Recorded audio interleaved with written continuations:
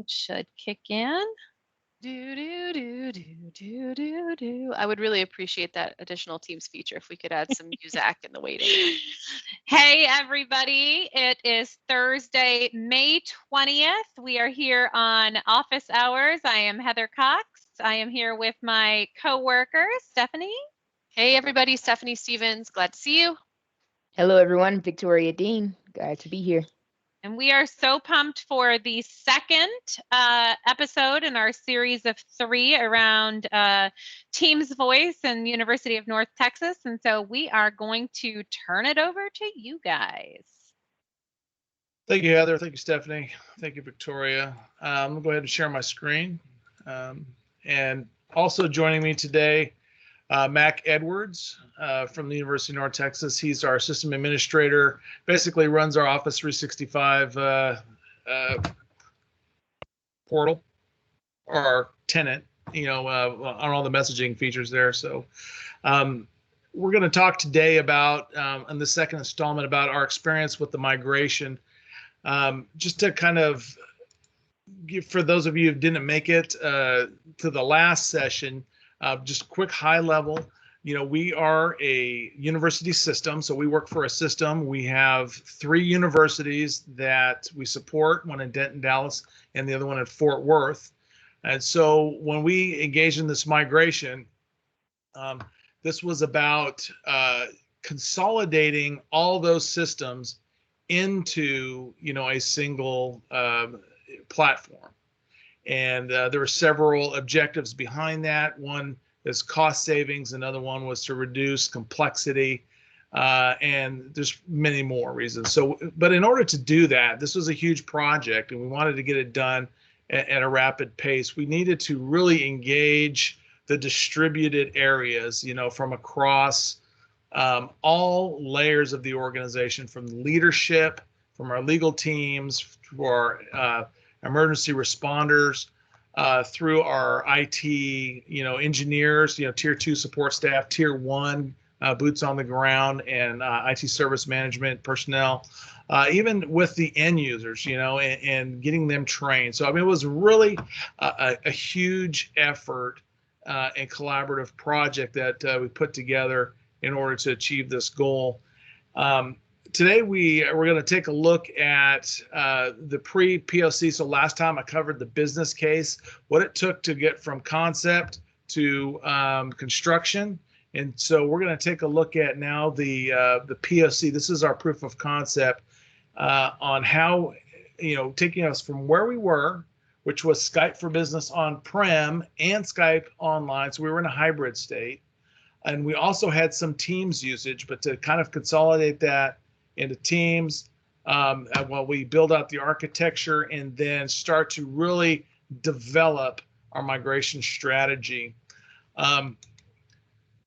So where we were, we started out this project, like I said, with the pandemic, it kind of forced us into a mode of rapid digital transformation, especially around our communications infrastructure. People had scattered to the 4 winds, or actually they went working remote and adopted whatever platforms were available at the time in order to, finish out the semester. It was the end of the semester, as you recall, it was March, and that's when we went remote. So we still had several weeks of the rest of the semester to complete. And so that was really, became a bit of friction there. People did what they could, but then what we needed to do is immediately communicate and try to bring them back to center. We had just internally, we had Microsoft Teams, we had Zoom, we had Skype for Business, and of course the other platforms were whatever people just picked up. It could have been a Google platform. It could have been WebEx, GoToMeeting. Departments just kind of did what they did. But for us, we had essentially 1,000 users, and this would be voice users that were split between our Skype for Business on-premise and Skype online. We were mid-migration from on-premise to the cloud. It was taking a slow pace. It wasn't a very rapid pace. So we had to speed that up. We knew that was one of the first things we needed to do. Our adoption early, on prior to, at the time of the pandemic, I think we saw this across the board, there's news stories all over how, all these platforms, Microsoft Teams saw incredible growth during that time. And certainly in our tendency, I watched, it was just a sweep straight up of adoption. We went from basically zero to hero in overnight, 15,000 users, and this includes students and faculty and staff just jumped on the platform. A lot of our IT staff prior to this pandemic were already using Teams regularly. The IT staff really gravitated toward it and kind of adopted it as their platform. So naturally, when your faculty go remote, they say, what do we do? And so we had a cadre of, advocates that were just naturally, driving people towards it. So that was a huge driver towards a Teams adoption. But what we really need to do is reduce the complexity of the environment. Everybody was looking to leadership for direction. What do we do? We've never experienced a pandemic before. How do we handle this? And so, of course, we leveraged all our communications resources to stand up websites and say, here's what we have, here's what we can present. And that's what people started to come back out of those other systems. So communications campaign really helped to bring us back to what we use for, and I think many people are in the same boat, at least a lot of folks I talk to. There's like a Zoom and Canvas integration, and then you have Teams, and we kind of settled into those camps. Well, I'll show a couple timelines now that will help to kind of, paint the picture of the early stages of our migration. And this slide right here, our first goal was to get folks to move to Teams. So this particular timeline speaks to that move. We do things like set an auto download so that when people launch Skype for Business, it would prompt them to download Teams. So if you're remote, you're launching Skype. Of course, we weren't deploying software remotely. We didn't know if people were working on their personal computers or if they're working on state-owned equipment. We didn't know that, but this would prompt them if they didn't have it to download it. So let's get them the software. And then we started to make the move to Teams. If you're Skype for Business online, you're going to Teams. And for those people who are on premise, we had some VoIP users, as I say. We had made plans for these groups to port and move those straight to the cloud. So it was like an up and over. We went to Skype, then to Teams in that move. And we had it as an objective goal, our anniversary refresh, and we also had a refresh due on our audio codes gateways. So what we wanted to do in this, as we make this up and over move, is to recover costs from infrastructure. So PRI costs, we looked at these maintenance costs if we were to continue to pay for the SBCs. We will want to recover those. This next slide right here, this is kind of an overlay. So this all happens at the same time. This is a kind of a snapshot of our communications plan. So we built out a 60-day communications plan in which we had at the very beginning of this, corporate communications from the top of our communications chain. These are the messages that go out to everybody, from the chancellor, from the cabinet, that level of communication, which also puts a sense of urgency into, or awareness, I should say, to this project, that this is something we're going to engage in. So now it's on people's minds, and when will they move? So, we have a 60-day move, which is just or 60-day communication, which is just here it comes. This gives us time to build our port orders, working through some of our process. We have a 30-day communication we sent out that to targeted people. You're going to move on this date, all right? Then we had a 7-day, and then we had what go live. And that go live communication is, don't forget, today is the day you're going to move. Here's the tasks that you want to do, like go set your voicemail, once you move, go set your voicemail, things like that. And then afterwards, we would follow up with another communication that says, congratulations. And so we do something like a sanity check after we do the migration, validate that the numbers are moved, and then send them a message letting them know that everything was successful. And I got several compliments on the amount of communication that we had, because this was such a change for people. And when you take them through that, communication is a critical component of the success of the project, because it's the end user who really absorbs this change. They're going from a traditional POTS or on-premise PBX system to this thing. What is Teams, right? And how does Teams do this? This right here is another overlay. So at the same time, we have those two overlays. Let's stack on a third one here. Operations support and training. So while we are working with the users, we're working with the architecture.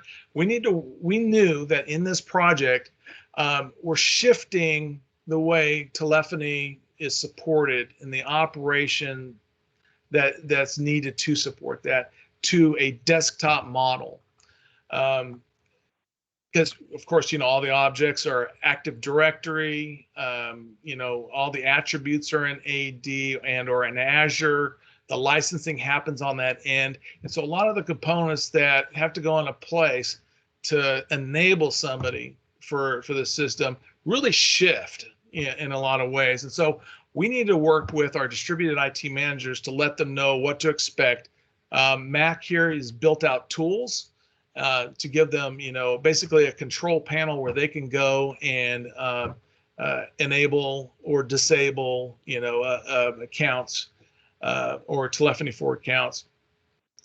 So we work with them on that piece, on the support piece too. How do we support the end users? It's really not too different than regular Teams, Teams without voice, but now you have this little voice component, which is, okay, well, here's an extra little tab that's going to appear in Teams, and here's the features that are there. Once you use it a few times, it's pretty simple. So they picked up on it pretty quick, but it's just kind of the mental shift. It's the shift in how we deal with communications. We also did a lot of, we did some virtual workshops to help, and we developed triage documentation in our group. Here's the things that people are going to call in and ask questions about. Let's have a triage document to help troubleshoot what some of these things are. Don't forget, also, we're remote, right? So we're also looking at triaging issues that may happen at a person's home on their personal network or computer. So being able to suss out some of those trouble points and give them guidance was something we had worked on providing to the service desks there.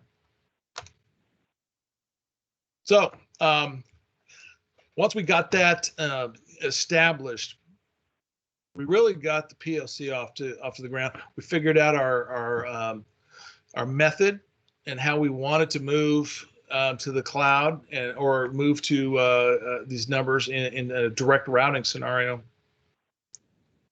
Now we stepped into the migration, and so we had to do a lot of preparation. And Mac, once you say, the distributed network managers really jumped in here and helped us with a lot of these details, because it was quite a Gordian knot to unravel. We had so when we created these port orders, of course, we kind of know if you've done a little bit of this. If you haven't done it, basically you get a CSR, service record from your carrier.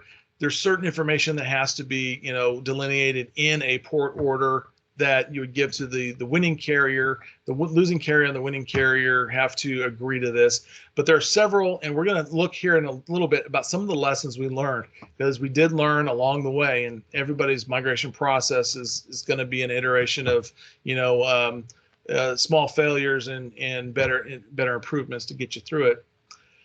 But we had to really, from a telecom perspective, the focus is mostly on phone numbers, right?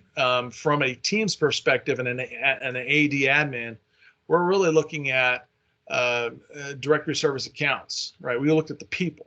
And so we really needed help to kind of bring the two together, because we would get this list of phone numbers and not know who they belong to. And so really, when you put this together, you really have to kind of stitch it together so that when you move these accounts out to the cloud, you're putting them back in the right order. And it wasn't 100%, but it was pretty close, and a lot of that, you try to plan for, and as best you can. So a lot of auditing. So but we did know, as I said, the distributed IT support is going to be a critical component of not only the migration, but the ongoing support model. They control the computing environment, the hardware requirements, whether it's an IP phone or a headset. They're going to place those orders for their folks. The software deployment, if we're going to be pushing Teams out to desktop, any support application. So we went with Polycom is our vendor for IP phones, which is Plantronics and Poly. I think we know the story. A couple of years ago they merged, and so I still can't stop calling them Polycom. But yeah, it was the Plantronics Hub. I think it's now Poly Hub. That's the endpoint, software that an end user could put on their home computer, and that would update the firmware, on a headset or whatever. But they have to push those things out. The Office Suite, and we wanted to make sure we had, compatible or up-to-date versions of the Office Suite, because we considered this, in this project, we called this the ICP, an Integrated Communications Platform. It wasn't about telephony. It was about changing and transforming the way we communicate. And and carrying that communications framework across the whole Office productivity suite, and then bringing that together in Teams. And that was really, like I said, a shift in our culture of productivity. Of course, the network managers were critical in our business units to manage accounts. Of course, creating service accounts, right? We have to have service accounts for those maybe a common area phone, or a help desk phone, or a student worker or something. Those service accounts need to be created, so that we relied on them for that. In our environment, the distributed managers control their own OU and Active Directory, so they take that responsibility on. Also, they're really critical in identifying the need for call routing workloads, such as auto attendance, call groups, delegation. And so we worked with them to, and Mac here walked them through a class on the details of, how these things work. We posted it on our website so they can refer to it. But it was up to them to really help define how do their customers use telephony, what other workloads they need to develop, and then work with us to create either automation or SOPs on how to deliver that functionality. So some of the questions, early on in this project from the distributed IT staff was really, what is Microsoft Teams telephony and how does it work? And that was one of the first things we had to really kind of get them in that headspace. What are the call flow options? And I'll offer up our website too. If we hit this, it's icp.unt.edu will take you here. But basically, so Mac built this page out. Mac did this class on calling features. We also have, like I said, I'll just put it in icp.unt.edu. Takes you to our page. Showing off our website. I'm pretty proud of it. We got our pizza tracker. I call it the pizza tracker, so let us know where our pizza's at. Right now we're in wave 4. We're about to do a migration this evening, and then we got a couple more waves coming up, very small ones. But yeah, calling scenarios. This is where we get into advanced calling scenarios, call queues, auto attendance, caller ID policies, and so forth. And that's what we had to really kind of teach and instruct the distributed managers on, so that they could. Sorry, my phone's ringing over here. But we had to teach them so that they could understand this, so that when they consult with their customers, we're building out the right solutions. But they were, like I said, our distributed IT staff were instrumental in bridging the gap between telephony and identity. And the gap that they bridged was the what phone number belongs to what account, and really helping us to do the audit. And there was quite a few numbers. I think, Mac, how many phone numbers do you think we went through? Probably. Well, you should know. You moved them. You mean total? Well, for total. I mean. Oh, I mean, and it's interesting because we've been, for every move, the number, we've offboarded a number of phone numbers that aren't assigned to users, but God, we're probably 7,000 now at least. So yeah, those distributed support areas have a lot more insight into the business than we do. And so, we spend a lot of time before every wave combing through the list. They build out the initial list, and then, we go through and sanity check those and go back and forth with them to ensure, one of the concepts that's been hard, that we've had to cement with them is that, one phone number, one account, and just really kind of getting that cleared, finding duplicates, finding, those hidden numbers that maybe the business unit doesn't almost even realize they have. And then, if we have this number that's, kind of a service number, well, that's going to need service accounts. So really working with the distributed support areas to identify those needs and providing them the tools so that they can onboard new service accounts with, the correct licensing for the system. And that kind of work, has taken a lot of time, but was, we really needed them to identify those workloads. Yeah, lots of hidden numbers, lots of call routing practices that were out there that we had to try to translate into a one number, one person configuration. So as I showed earlier just a minute ago on the website, our pizza tracker, we really got rolling in September with building out the architecture. And then as we, pull through this pilot, we've had several waves starting in January. And where we're at tonight, like I said, tonight is probably going to be our smallest one as we're wrapping up this project.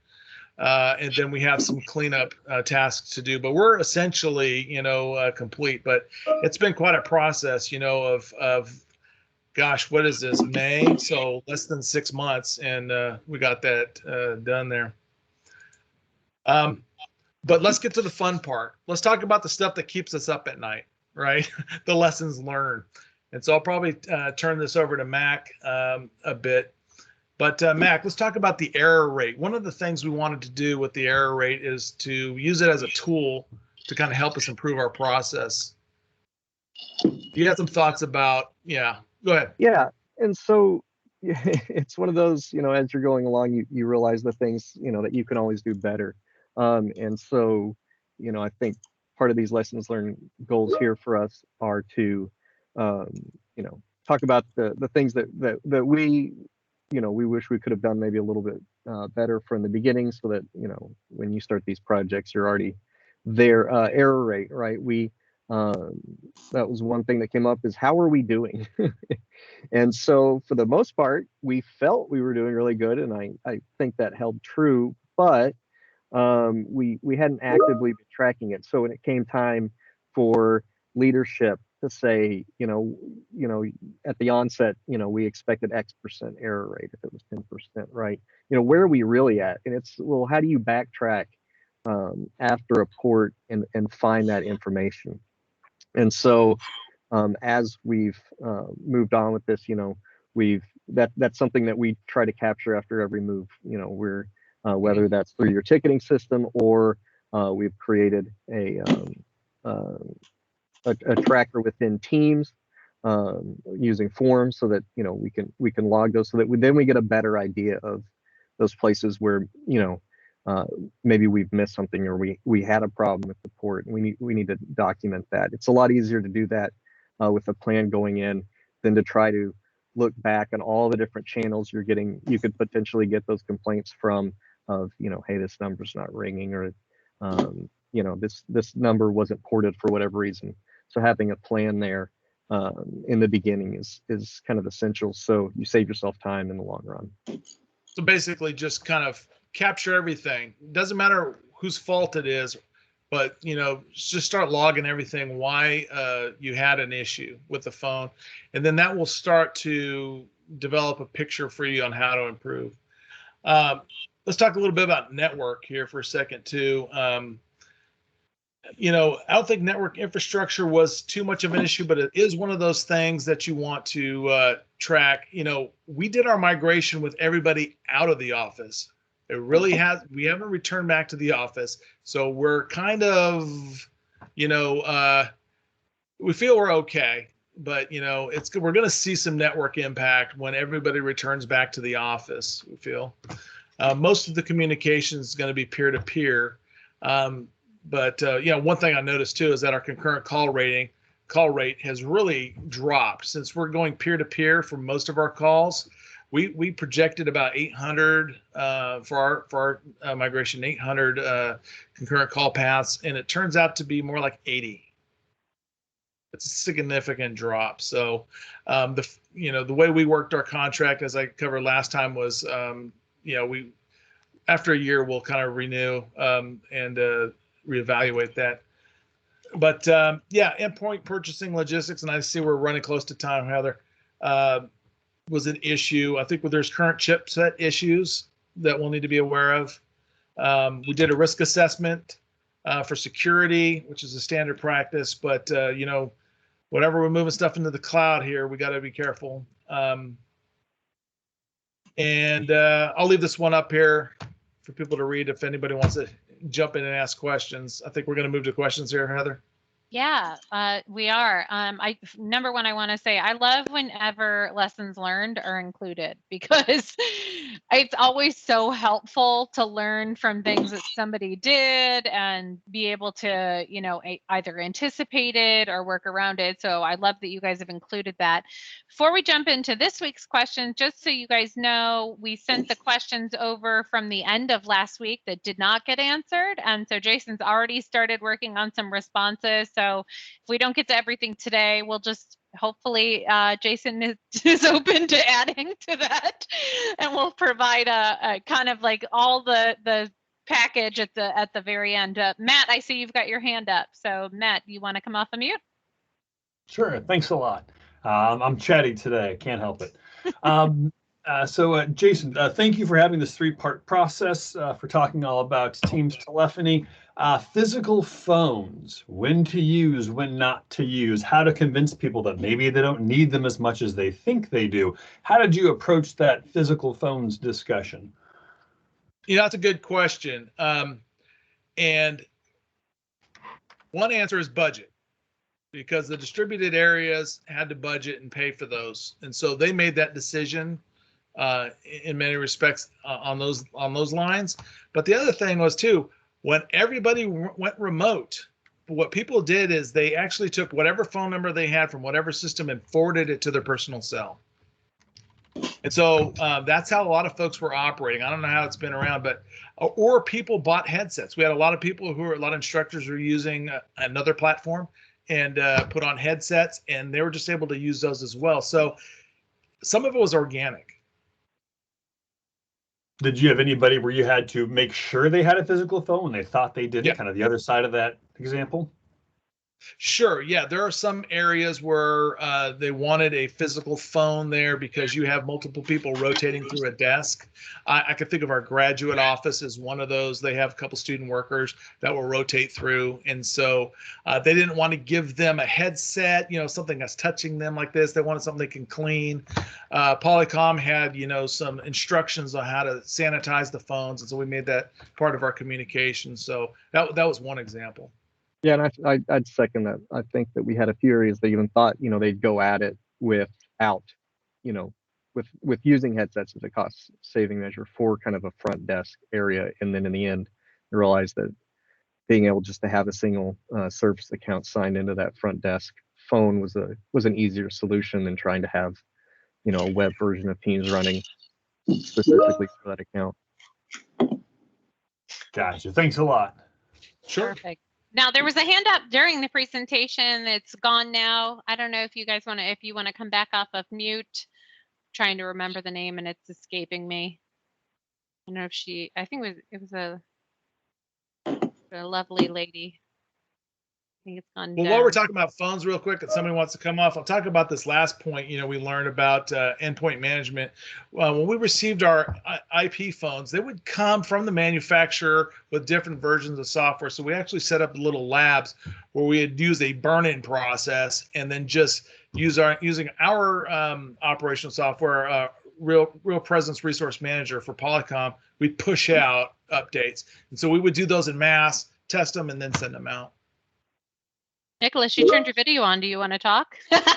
Right. Yep, I do. We're Skype for Business 2015 on-prem today, and we've been trying to figure out this jump, and we're trying to work with some partners right now. But did you guys have your location database stuff loaded in Skype for Business with network Matt, you information? want to take that? LAS. So LAS database on-prem. And when we went to the cloud with those, we had to redo those, Yeah, we had to redo our locations. Now, of course, when we went from Skype for Business on Teams, Yoke, I think he's on the call somewhere, but he is my teammate. Yeah, so we had to move that location information up into Skype for Business Online, now Teams. Though, now we're direct route, and so we're I think that's next week's talk. We're dealing with all of the dynamic E911 challenges. So a little some of the same information, but so some new and interesting challenges there. Yeah, we create a CSV and have a PowerShell script that can populate and fix it in Skype for Business. So I'm hoping I can transition that as we look at the teams. Yes. Yeah, I don't think there was like a direct migration path for the. There's PowerShell commands for uploading that location data. So. Yeah. Yeah. Yoke just responded that you're gonna have to create it in Teams, but you can use PowerShell. So. Yeah.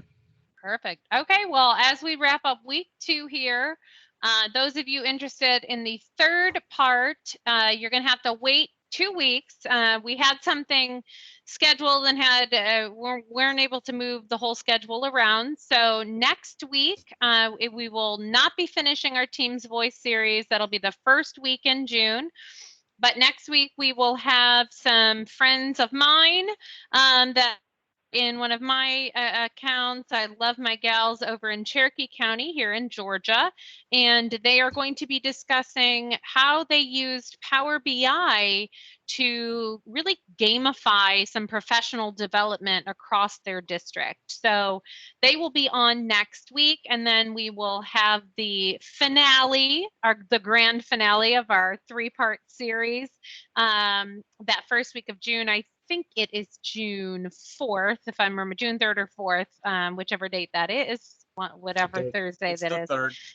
Perfect. It's the 3rd. All right. So we will see Jason and team back then, but thank you everybody for joining us today. I'll get our recording stopped.